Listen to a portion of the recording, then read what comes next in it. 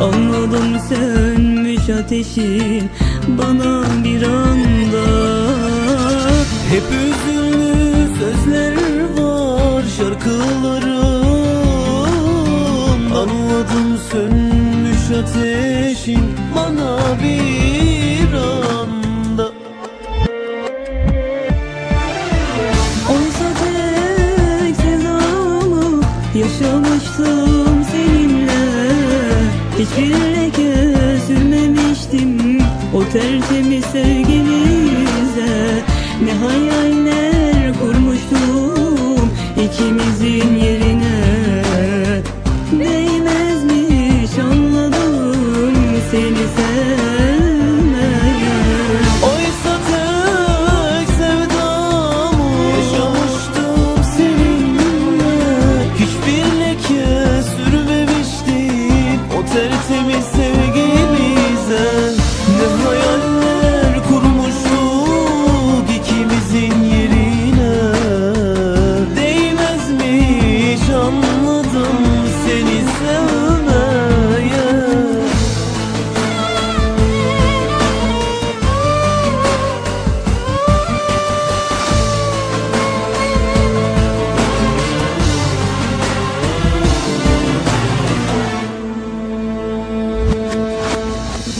Sana olan bu sevdamın yok olacak diye korkardım. Anladım yazık ki yalanmış duygularım. Sana olan sevdamın yok olacak diye korkardın. Anladım yazık ki yalanmış duygularım. Oysa tek sevdamı yaşamıştım seninle. Hiçbir leke sürmemiştim o tertemiz sevgimize. Ne hayaller kurmuştuk ikimizin yerine. Değmezmiş anladım seni sevmeye. Oysa tek sevdamı yaşamıştım seninle. Hiçbir leke sürmemiştim o tertemiz sevgimize. Ne hayaller kurmuştum ikimizin yerine.